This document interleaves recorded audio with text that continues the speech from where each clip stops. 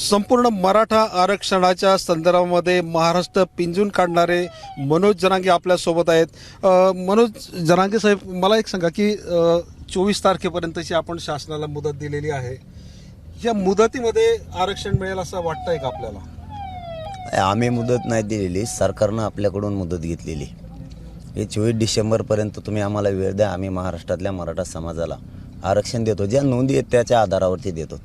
त्याचाच आधार घेऊन कायदा पारित करून महाराष्ट्रातल्या मराठा समाजाला आरक्षण देतो असं सरकारनंच सांगितलेलं आहे. परंतु काही लोक विनाकारण त्याचा ओबीसीचा नेता स्वतःला मानायचा आणि जातीवाद निर्माण करायचा हे प्रकार करायला लागले. कारण लोकांनी समजून घेणं खूप गरजेचं आहे. त्यातले त्या धनगर बांधवांना समजून घेणं खूप गरजेचं आहे की त्यांचं आरक्षणाला धक्का लागत नाही, वंजारी बांधवाचे सुद्धा लागत नाही. कारण ते NT VJNTमध्ये त्यांचा ओबीसीतून वेगळा प्रवर्ग आहे, त्यांना काही होत नाही. कारण आपण धनगर बांधव आणि मराठा बांधव राज्यभर एकमेकाच्या सुखदुःखात हमेशाच राहतो. ओबीसी बांधवही सुखदुःखात एकमेकाच्या अडीअडचणीत हमेशा उभा राहतो. आम्ही ओबीसीतलं आरक्षण मागतोय कारण तिथं आमच्या हक्काचं आहेत, आमच्या नोंदी सापडल्यात, त्यामुळे आमचे ते हक्काचं आहे आरक्षण आणि ते आम्ही मागतोय. त्याच्यात काय गैर नाही. धनगर बांधवांचा काही गैरसमज जर असेल तर त्यांनी तो काढला पाहिजे. कारण NT VJNTमधलं आरक्षण आपण मागत नाही, ते वेगळा प्रवर्ग आहे ओबीसीमधून, त्यामुळे त्यांनी आमच्या पाठीशी राहिलं पाहिजे. त्यांनी आमच्या विरोधात विनाकारण त्याचं ऐकून जायचं, कारण त्याला काही कामच नाही. तो फक्त वापर करायसाठी स्वतःला ओबीसीचा नेता मानतो, वापर करायसाठी. आणि हे बांधवांनी समजून घेतलं पाहिजे. त्यांच्या धनगर बांधवांच्या आरक्षणाच्या बद्दलची भूमिका तो मांडतच नाही आहे, त्यामुळे ती भूमिका त्यांनी स्पष्ट करायला पाहिजे. तो करत नाही आणि धनगर बांधवांनी विनाकारण आमच्या विरोधात आंदोलनं करायला नाही पाहिजे. त्याचं कारण असं आहे की आपण एकमेकाच्या सुखादुःखात राहतो, एकमेकाला प्रेमानं बोलतो. सगळे गावं, जिल्हे, तालुके आपले जनतेचे आहेत. आपण मराठा समाजाच्या पाठीशी उभा राहायला पाहिजे, हे अगोदर त्यांनी समजून घेणं गरजेचं आहे. आंदोलन करून विनाकारण काय होतं आहे की आपलं जे प्रेम आहे पूर्वीचं त्याच्यात नाराजी येते.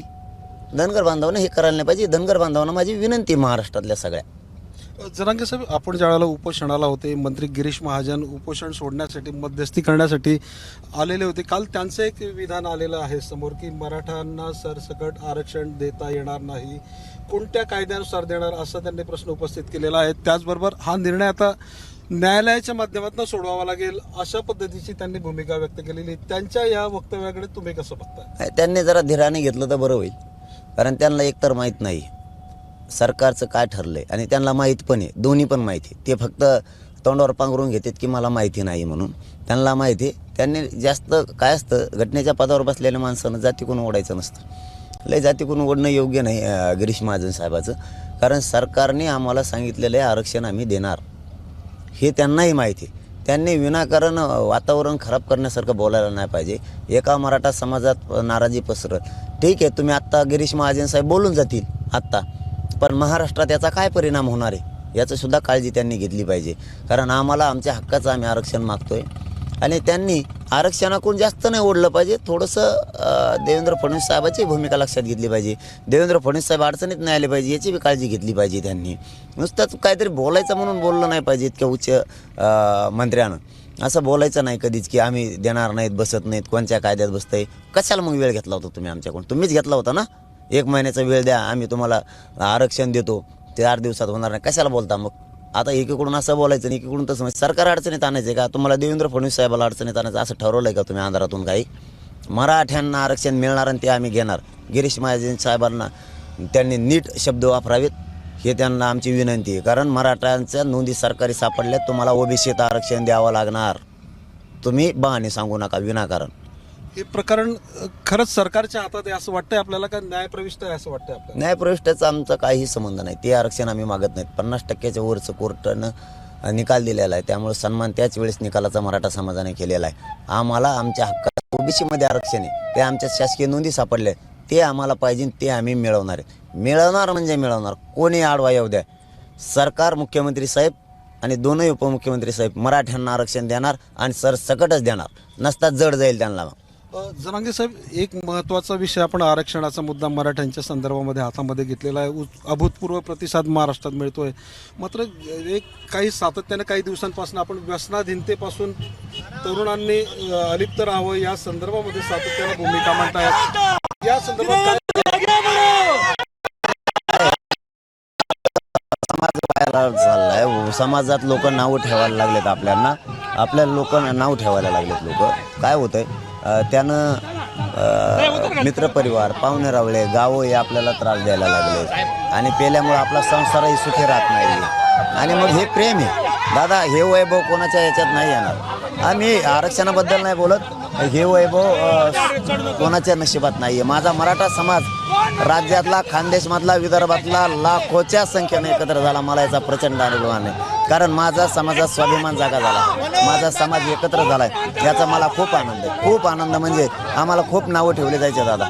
तुम्ही आता बघताय सकाळपासून आपला एबीपी माझा सारखं दाखवतोय. सकाळपासून प्रचंड संख्येनं माता माऊल्या सुद्धा खानदेश आणि विदर्भातल्या लोकांचे. म्हणजे हे गोष्ट समजून घेणं सरकारनं लय गरजेचं आहे.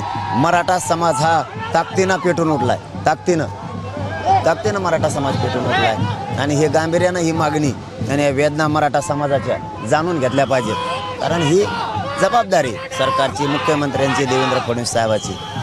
तुम्ही त्याचं एकट्याचं ऐकून त्या ओबीसी नेत्याचं जर मराठ्यांना टार्गेट कराल आणि मराठ्यावर अन्याय कराल, खोट्या केसेसमध्ये मराठ्यांना गुताल, तर याचे परिणाम तुम्हाला भोगावे लागणार आहेत. तुम्हाला याचे परिणाम भोगावे लागणार आहेत. तुम्ही गांभीर्यानं घ्या. गृहमंत्री साहेबाला विशेष करून सांगतो आणि मुख्यमंत्री साहेबासुद्धा, तुम्ही हा विषय सोपा समजू नका. हा विषय सोपा समजू नका. हा विषय गांभीर्यानं घ्या. मराठा समाजाचं आरक्षण हे हक्काचं आहे, त्यांना ते मिळालं पाहिजे. यासाठी आमच्या नोंदी सापडल्यात आणि तुम्ही त्याचं ऐकून आम्ही देणार नाहीत, अमुक करणार तमुक करणार, तर तुम्हाला कायदा सुव्यवस्था बिघडायची याचा अर्थ असा होतो. आम्ही ती बिघडू देणार नाहीत. महाराष्ट्रात शांततेत आंदोलन होणार, पण आरक्षण ओबीसीतूनच मिळवणार. आमचे जे गुन्हे दाखल केले ते तातडीनं मागं घेऊन आमचे अटक केलेले सगळे लोक सोडवायला पाहिजेत.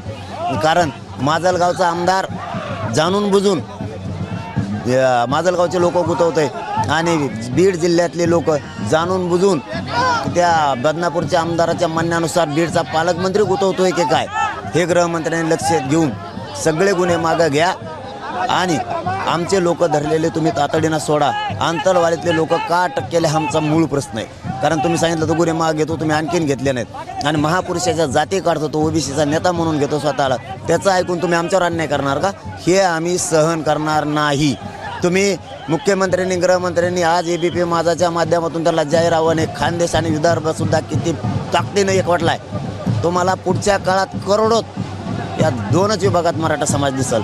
महाराष्ट्रात तर करोडोनं आलायच, पण आमच्या आरक्षण असलेल्या पाठीशीही आरक्षण असलेला मराठाही ताकदीनं उभा राहिला आहे. आमच्या लेकराला न्याय मिळाला पाहिजे. त्याचं ऐकून जातीय तणाव राज्यात निर्माण सरकारनं, मुख्यमंत्र्यांनी करू नका. आमचं आरक्षण आम्हाला पाहिजे. धन्यवाद. एक 70 वर्षापूर्वी हे षडयंत्र आहे मराठ्यांना आरक्षण मिळणे असं पडलेलं होतं. हो, नाही काय झालं दादा, की मराठ्यांच्या नोंदी त्या 70 वर्षापासूनच्या आधीच्या सुद्धा आहेत. मग मराठ्यांना जर आरक्षण होतं तर तुम्ही का दिलं नाही, हा आमचा मूळ प्रश्न आहे. का दिलं नाही? बरं आता ठीक आहे, आम्ही मागचं सोडून दिलं, आता नोंदी मिळाल्यात. तुम्हाला त्या नोंदीच्या आधारावर मराठा आणि कुणबी एकच आहे हे सिद्ध झाले. मग हे सिद्ध झालेलं असतानाही जर छगन भुजबळ एकटा म्हणतोय मराठ्यांना देऊ नका, तर तुम्ही त्याचं कसं ऐकू शकता? 50-55% मराठा समाज आहे. तुम्ही आमच्यावर त्याचं ऐकून कसं काय अन्याय करता? त्याचं ऐकून तुम्ही आमचे गुन्हे मागे घेऊ म्हणलं होतात, अटक करणार नाही म्हणलं होतं, त्याचं ऐकून तुम्ही गुन्हे मागे घेतले नाहीत. त्याचंच ऐकून तुम्ही आमचे लोक अटक करायला लागला. बीड जिल्ह्याचा पालकमंत्री आमचे लोक अटक करायचं सांगायला लागला, असं त्या बदनापूरच्या आमदाराचं म्हणणं आहे. बदनापूरच्या आमदारांनी विनाकारण त्या रावसाहेब दानवे दादांचं जे नाव सांगितलंय, ओबीसीचे नेते त्यांचे नाव घ्यायला लागले. म्हणजे भाजपाचे नेते आमचा गेम करायला लागले का? आमचे गेम करायला लागले का? आणि यालाच धरून परत ओबीसीचे नेत्याचं ऐकून हे आमच्या पोरांना टार्गेट करणार मराठ्यांच्या, तर मला हे जड जाईल. आम्ही अटक व्हायला भेट नाहीत. आमच्यावर किती गुन्हे दाखल झाले तरी आम्ही नाही भेट आणि भेटणार सुद्धा नाही. परंतु हे षडयंत्र यांनी थांबवलं पाहिजे. गृहमंत्र्याला अडचणीत आणायचं काम त्यांच्याच लोकांनी चालवलं असं वाटतंय. कारण आज जर गिरीश महाजन असे शब्द वापरायला लागले, तिकडे बदनापूरचा आमदार तसे शब्द वापरायला लागला, अजितदादा पवारांचे लोक, ते माजलगावचा आमदार मराठ्यांकडून बोलतो आणि तिकडे व्हिडिओ दाखवून मराठ्यांचे लोक गुतवायचं सांगतो. पालकमंत्री सांगतोय मी गुतवतो. कसे लोक गुतवायचे ते मी बीड जिल्ह्यातले गुतवतो असं तो म्हणतोय. असं नारायण कोचे तो आमदार सांगतोय त्यांचा. याचा अर्थ सरकार जाणून बुजून आमचा डाव आमच्यावर रचून आमचे लोक अटक करून आम्हाला बदनाम करायला लागलात का तुम्ही? तुमचं डाव आम्ही यशस्वी होऊ देणार नाहीत. तुम्ही गुत्तीदान किती 2,000 5,000 10,000 मास्टरचे आम्ही 6 करोड आहेत. जर लयच खुमखुमी असली ना एखाद्या एसपीला आम्हाला अटक करायची 6 कोटी त्याच्याजवळ येऊन बसतो आम्ही. सर ले 4 महिने रजिस्टरच लिहित आहे. तुला केस आहे, तुला बढती घ्यायची ना, तुला बक्षिसी सरकारकडून मिळवायची ना, तू मिळव. परंतु 6 कोटी मराठी आणून दाखवील तुम्हाला मी. सगळेचे सगळे आम्ही अटक व्हायला तयार आहेत. पण सरकारला त्याचे परिणाम मात्र लय भोगावे लागतील. मग हे खरं आहे. कारण मी एबीपी माझाच्या माध्यमातून पुन्हा एकदा गृहमंत्र्यांना आणि मुख्यमंत्र्यांना सांगतो, तुम्ही महाराष्ट्रातले सगळे गुन्हे मागं घ्यायचं सांगितलं होतं, ते मागं घ्या. तुम्ही अटक करणार नाहीत म्हणला होता, ते अटक थांबवा. का केलं हे विचारा. ज्या पोलीस अधिकाऱ्यानं आमच्या लोकांवरती हल्ला केला तिथं, हा माणूस आंतरवालीत, त्यांना सगळ्याला बडतर्फ करा तुम्ही, सगळ्यांना, कोणालाही सोडू नका. कारण निष्पाप माता माऊलीला मारलं, ती सुद्धा तुमची आई बहीण आहे. ती काय दुसऱ्याची नाही आहे. राज्याची माय माऊली म्हणजे तुमची आई बहीण आहे. पालक होतो तुमच्याकडे. मुख्यमंत्री आणि गृहमंत्र्यांना आमची स्पष्टपणानं विनंती आहे. आणि तुम्ही एवढंच गांभीर्यानं घ्या. खानदेश आणि विदर्भ सुद्धा ताकदीनं मराठ्यांच्या पाठीशी उभा राहिला आहे. याचे परिणाम जर तुम्ही त्या छगन भुजबळचं ऐकून आम्हाला टार्गेट केलं तर याचे परिणाम तुम्हाला भोगावं लागणार आहेत. बाकी सगळा समाज आमच्यासोबत आहे. मुस्लिम समाजालाही आरक्षण मिळालं पाहिजे, त्यांनाही आम्ही पाठिंबा दिला, तेही आमच्यासोबत आहेत. बंजारा बांधवांनी आम्हाला पाठिंबा अंतरवालीत येऊन दिला आहे. त्यांचंही म्हणणं आहे आमचा आरक्षणाचा विषय तुम्ही पाठबळ द्या. आम्ही जाहीरपणानं त्यांना पाठबळ दिले. त्यांच्याही लेकराला मिळालं पाहिजे, ह्या भूमिकेचं आमचे. धनगर बांधवांचं कायदेशीर आरक्षण आहे, तेही त्यांना दिलं पाहिजे. त्यांच्या पाठीशी आम्ही उभा राहिलोत आणि धनगर बांधव आमच्या पाठीशी उभा राहिला आहे. मग जर एवढं असताना गावखेड्यातला ओबीसी बांधवांना सुद्धा वाटतं जर मराठ्यांच्या नोंदी सापडली असतील तर मराठ्यांना मात्र आरक्षण दिलं पाहिजे, आपल्या नेत्याने गप बसलं पाहिजे. मग आता जर ओबीसी बांधव गावखेड्यातला आमच्या बाजूने उभा राहिलाय, दलित बांधव सगळाची सगळा या राज्यातला पाठीशी उभा राहिलाय. कारण त्यांना दलित बांधवांना एक गोष्ट पटली. काय पटली? की मराठ्यांच्या कायदेशीर नोंदी सापडल्या म्हणल्याच्या नंतर मराठ्यांना आरक्षण दिलं पाहिजे. उगाच त्या छगन भुजबळनं बोंबललं नाही पाहिजे. त्याच्यापासून सगळे बाजूला गेले. आमचं विशेष करून महादेव जानकर साहेब असतील, पडळकर साहेब असतील, दोरतोडे साहेब असतील, त्यांचे उत्तमजी जानकर साहेब असतील, यांना सगळ्यांना आव्हान आहे की आम्ही तुमचं आरक्षण मागत नाही आहेत. तुमचं एनटी व्हिजेंटीचं आरक्षण आहे, ते ओबीसीच्या वेगळा प्रवर्ग करून बनवलेलं आहे. तुम्ही आमच्या लेकराच्या पाठीशी उभा राहा, आम्ही तुमचं आरक्षण मागत नाही. तुमच्या आरक्षणाला आमचा पाठिंबा आहे. गोपीचंद भाऊला सुद्धा आमचा जाहीरपणानं आव्हान आहे, विनंती सुद्धा आहे की तुम्ही गांभीर्यानं घ्या. तुम्ही याचं ऐकून तुमच्या लेकरांना आरक्षणापासून हाच रोखतोय छगन भुजबळ, दुसरा कोणी नाही. तुमच्या लेकराला आरक्षण मिळू नये हे तुम्हाला एकाचं दोन दुसरं सांगतोय. आणि ओबीसीचा नेता म्हणून तुमचा फक्त तुमच्या गोरगरीब धनगर बांधवांचा वापर करून घेतोय, बंजारा बांधवांचा वापर करून घेतोय, वंजारी बांधवांचा वापर करून घेतोय. आणि ओबीसी आरक्षणात असलेल्या छोट्या छोट्या जातींना सुद्धा हा आरक्षण मिळू देत नाही. हे तुम्ही समजून घ्या. तुम्ही आमच्या बाजूने यावं म्हणून धनगर बांधवांना आम्ही हे बोलत नाहीत. धनगर बांधवांनी आमच्या बाजूने उभं राहावं म्हणून नाही. कारण आम्ही भरपूर जण आहेत, आम्ही लढायला सक्षम आहेत. आमची तुम्हाला विनंती आहे, हा तुम्हाला भरकटतोय, तुम्ही तुमच्या लेकरासाठी लढा, तुमच्या आरक्षणासाठी लढा. याचं ऐकू नका आणि मराठ्यांच्या विरोधात आंदोलनं करू नका. हे सगळ्या धनगर बांधवांच्या नेत्यांना आमचं विनंतीपूर्वक आव्हान आहे, विनंतीपूर्वक आहे. आणि याच्यावर लक्ष देणं गरजेचं आहे. आणि त्या छगन भुजबळचं ऐकून मुख्यमंत्री आणि अजितदादा पवार आणि विशेष करून गृहमंत्री साहेब जर आम्हाला डावलण्याचा प्रयत्न करत असले, आमच्यावर डाव रचून आमच्यावर अन्याय करायचा प्रयत्न करत असले, आम्ही आमच्या लेकरावर होणारा अन्याय सहन करणार नाही. आम्ही ओबीसीतून आरक्षण घेणार आणि ते आम्ही सगळ्या महाराष्ट्रासाठी मिळवणार. हे तुम्हाला आम्ही विनंतीनं एकदा सांगतोय. कारण 24 डिसेंबरपर्यंत तुम्हाला आरक्षण देणं आहे. कारण याच्यावरती गृहमंत्र्यांनी बारकाईनं लक्ष ठेवायला पाहिजे. तुम्ही किती सुरक्षा देताय का काय देताय याच्याबद्दल गृहमंत्र्याला आम्ही कधी बोलत नाही. आम्ही आमच्याच गाड्या घेऊन पळतोय, आम्ही त्याचा विचार करत नाहीत. नसता ह्या मतदारसंघात आल्याच्यानंतर, ह्या जिल्ह्यात आल्याच्यानंतर गिरीश महाजनांचं किती लक्ष आहे हे आम्हाला चांगलं माहिती आहे. त्यांची यंत्रणा काय करते, ते काय जाणून बुजून काय करतात, काय शब्द वापरतात हे आमच्या लक्षात येत आहे. तुम्ही तिथं अंतर्गत आलो काय शब्द वापरले होते. गिरीश महाजनांनी आणि त्यांच्या काय आमदारांनी विनाकारण गृहमंत्र्याला अडचणीत आणू नका. कारण तुम्ही मराठासुद्धा थोडा संख्येनं नाही आहे. त्या ओबीसी नेत्यासाठी जर तुम्ही आम्हाला डावलण्याचा प्रयत्न कराल तर याचा फटका आणि याची किंमत तुम्हाला थोड्याच दिवसात मोजावी लागणार आहे. आता एक शेवटचा प्रश्न आहे की कुणबी म्हणजे शेतकरी समाज आपण मानलेला आहे किंवा आहेच तो, तर शेतकऱ्यांच्या प्रश्नाकडे सातत्यानं सरकारचं दुर्लक्ष झालं 70 वर्षामध्ये. त्यामुळे खरं आरक्षणाचा प्रश्न हा तीव्र झाला असं वाटतं आपल्याला. नाही, आरक्षण तर हे आवश्यक आहे. केंद्र सरकारची, राज्य सरकारची सुविधा आहे. ही काय कोणाची मुक्तेदारी नाही, आमची नाही आणि कोणाचीच नाही.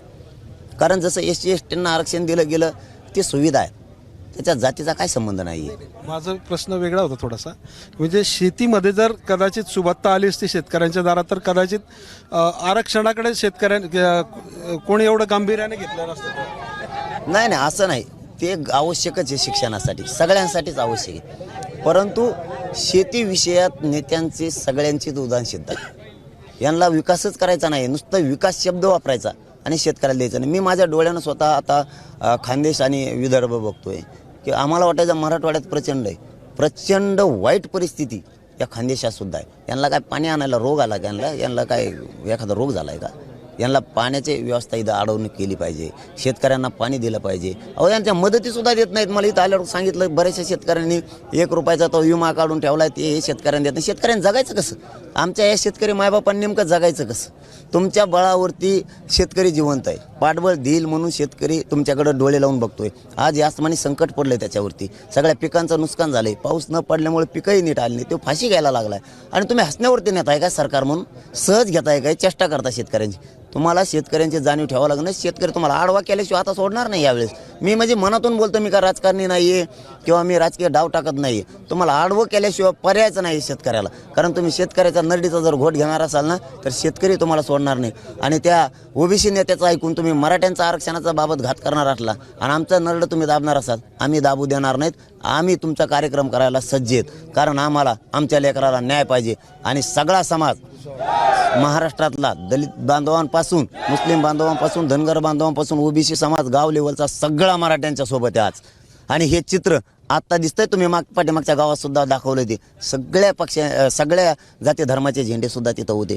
याचा अर्थ सगळे शक्तीनिशी एकवटलेत, दलित बांधवांपासून, मुस्लिमांपासून, धनगरांपासून. अरे त्यांना वाटतंय हो गोरगरिबांच्या मराठ्यांच्या लेकराला न्याय मिळाला पाहिजे. नेत्याच्या स्वार्थासाठी बाकीच्यांनी मराठ्यांच्या विरोधात जाऊ नये ही आमची हात जोडून विनंती. कारण तुमचं आमचं खूप गाव लेवलवर प्रेम आहे. कोणाचं ऐकून आपल्यातली नाराजी पसरू देऊ नका ही हात जोडून खरंच एबीपी माझाच्या वतीनं सगळ्या बांधवांना माझी विनंती की आमच्या विरोधात तुम्ही विनाकारण आंदोलन करू नका. कारण तुमचं आणि आमचं खूप प्रेम आहे. नाराजी पसरू देऊ नका. ते एकट्या नेत्यासाठी तुमचे आणि आमचे संबंध जे चांगले आहेत त्याच्यात नाराजी पसरायला नको ही माझी खूप तळतळ आहे सगळ्यांसाठी. शेवटी तुमचा प्रश्न आहे, शेवटी आमचाही प्रश्न राहील. मग त्याला नाविलाजी. शेतकऱ्यांच्यासाठी पुढे लढा देणार आपण. नाही आता पुढचं तर ठरवत, पण शेतकरी म्हणजे काय आम्हीच आहेत, दुसरं कोण आहेत. पण हा विषय संपल्याच्या नंतर त्याच्यावर सुद्धा आवाज उठविल ही तुम्हाला शब्द आहे. चला धन्यवाद. हे होते मनोज जरांगे. त्यांनी असं म्हटलेलं की मराठा आरक्षणाच्या प्रश्नानंतर शेतकऱ्यांच्या प्रश्नावरती देखील आपण लढा उभारणार असल्याची प्रतिक्रिया त्यांनी आपल्याला दिलेली आहे. चंद्रशेखर नेबे, एबीपी माझा, जळगाव. एबीपी माझा, उघडा डोळे बघा नीट.